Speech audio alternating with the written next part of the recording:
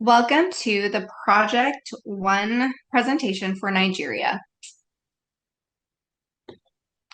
This presentation is designed to guide an informed decision about establishing business opportunities with Nigeria.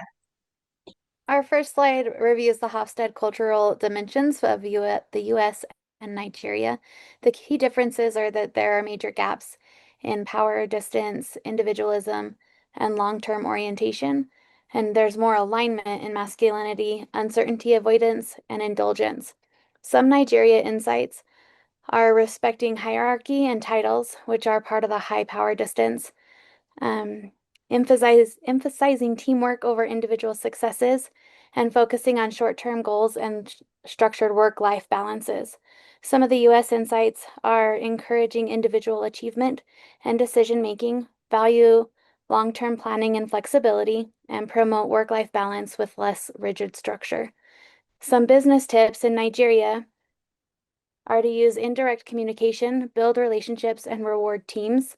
In the US, you should be direct, reward individuals, and involve employees in decisions. In both countries, you should stay flexible, offer cultural training, and be adaptable in management styles. This section is for communication and scheduling. Communication styles are in Nigeria is generally high context. They are indirect. They use body language, emotion, and regional variations. US is low context. They're more direct, straight to the point, and there's not a lot of body language or emotion that's put into their language. Americans should build relationships and confirm understanding through follow-up. Evaluating feedback style, Nigeria is direct and blunt with criticism, and it's not typically done privately. The US tends to soften negative feedback, and they're more private. Both should aim for clarity while respecting tone and settings. Disagreeing style, both cultures accept confrontation and open disagreement in business, and you should set clear expectations to keep discussions productive.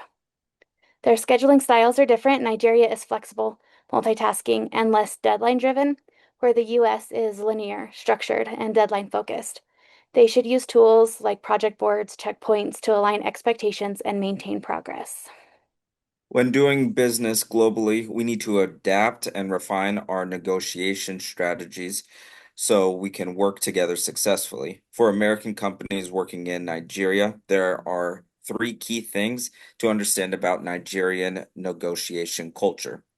First, relationships are important. You must build trust, and that takes time. Rushing the process will come off as disingenuous. Being punctual helps plant the first seed of trust, and sharing information is important. Nigerians won't like it if it seems like you're hiding something. Second, bargaining isn't common, it's expected. Americans may see it as tacky or annoying, but Nigerians see it as a business strategy. Accepting the first offer may make you seem inexperienced. Price will move a lot before a final decision has been made, and compromise is a last resort. Third, Nigeria uses the TIPS system, which means to ensure prompt service, also called DASH. It is not seen as a bribe, but a nice gift. It's typically given before service. United States companies should consider this as their internal gift and incentive policies. By understanding these practices, we can better support businesses between the two countries. Let me talk a little about the government in Nigeria. Nigeria is a democracy like the United States. It has a president and three parts of a government: executive, legislative, and judicial. The new president, Bola Ahmed Tinubu, started in 2023, but many people said that the election was not fair and many have had fraud. There are also safety problems. Some violent groups like Boko Haram cause trouble in some areas. Corruption and weak systems also make it harder to do business there. Even with this problem, Nigeria has a lot of people, over 230 million, people, and many chances to grow, especially in energy and technology. If a company wants to work in Nigeria, it's smart to work with local people, stay updated about the news, and maybe get a political risk interest to be safe.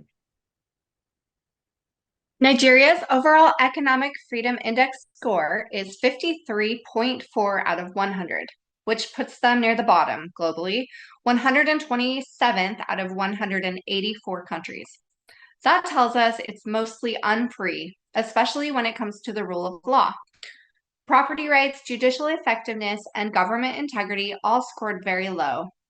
So if we end up in a legal bind, we probably cannot count on the system to protect us. But there are some great upsides. Nigeria scores high in tax burden and government spending, and labor freedom is above the world average. This is great news if we're hiring locally. Business and monetary freedom are still developing, so some red tape is to be expected. We don't have to avoid manufacturing entirely. If we approach it strategically, leasing or partnering with local firms, we can reduce risk and keep us flexible. With the right structure, we can still operate in country and meet real needs. Businesses, freedom, and condition. Starting a business in Nigeria. It's easier now to start a business in Nigeria. And the point is, online registration is faster. New laws are applied since 2020 that support small businesses. In Nigeria, there are more challenges like unstable electricity, changing government rules, and corruptions. These things make it harder to run a business. Also, while in USA has infrastructure like good roads, internet, and power, Nigeria still struggles with these areas, which increases business costs.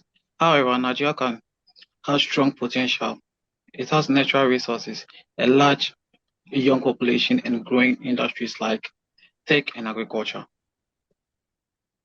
Here's what we found out about tariffs and trades within Nigeria. Tariffs are on the high side. MFN, or most favored nation rates, average about 12%, and for agricultural products, it's closer to 16%. So we are going to avoid agricultural goods and focus on non-agricultural items. If you look at the chart, you'll see ECOWAS countries don't charge tariffs between each other. That means a 0% rate if we operate within that zone. The MFN side varies by product, but things like battery chargers, food prep equipment, solar powered items, and lamp assembly machines all have much lower tariff rates. Overall, the smart strategy is to import parts instead of finished products. Ideally, we would set up manufacturing inside Nigeria or in another ECOWAS country to keep costs low and stay competitive. Foreign direct investment is a huge opportunity in Nigeria. The government is making it very attractive, offering tax holidays through the Pioneer Status Incentive, holidays for up to 5 years in sectors like agricultural, manufacturing, and petrochemicals. 100% for foreign ownership is available in most industries, which is a major attractor. If you set up in a free trade zone, you get huge tax breaks and full repatriation rights. There are some restrictions like defense-related industries, firearms, for instance, and local content rules in oil and gas, but overall, the incentives far outweigh the red tape. If you're smart, you'll go where the incentives are strongest, FTZs, PSI qualified sectors, or underdeveloped regions that offer major tax allowances. Doing the due diligence is crucial, though. Nigeria, while not among the world's wealthiest countries, has shown strong economic growth, even demonstrating upward momentum during the COVID-19 pandemic in 2020. According to our world data, it is currently classified as a lower middle income country and is progressing toward upper middle income status. However, inflation is rising rapidly, 33% last year and 25% the year before that. While it is not hyperinflation yet, it is a critical factor to watch as it may impact consumer spending and affect the profitability of launching a new product. Despite the rise of growing middle class, economic pressure could tighten household budgets. In 2023, the Central Bank of Nigeria shifted from a fixed to a floating exchange rate, following recommendations from the International Monetary Fund to try and boost international trade. Since then, the Naira or Nira has been in steady decline, and the impact has been significant. With imports becoming increasingly expensive, it's now more critical than ever to manufacture locally. Doing so will give us a cost advantage over imported products, at least temporarily until the currency stabilizes. This shift presents both a challenge and an opportunity for entering the Nigerian market.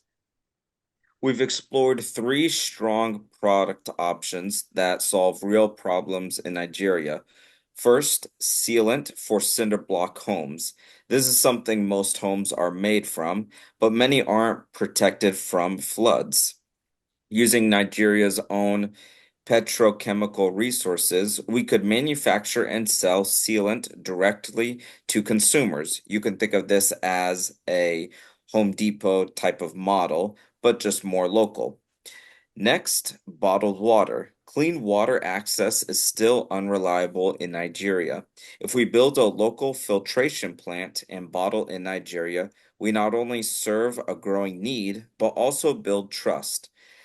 Then there's the solar power bank.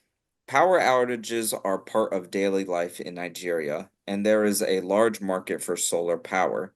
We can step in with something bigger, solar charging, laptop support, and multi-use.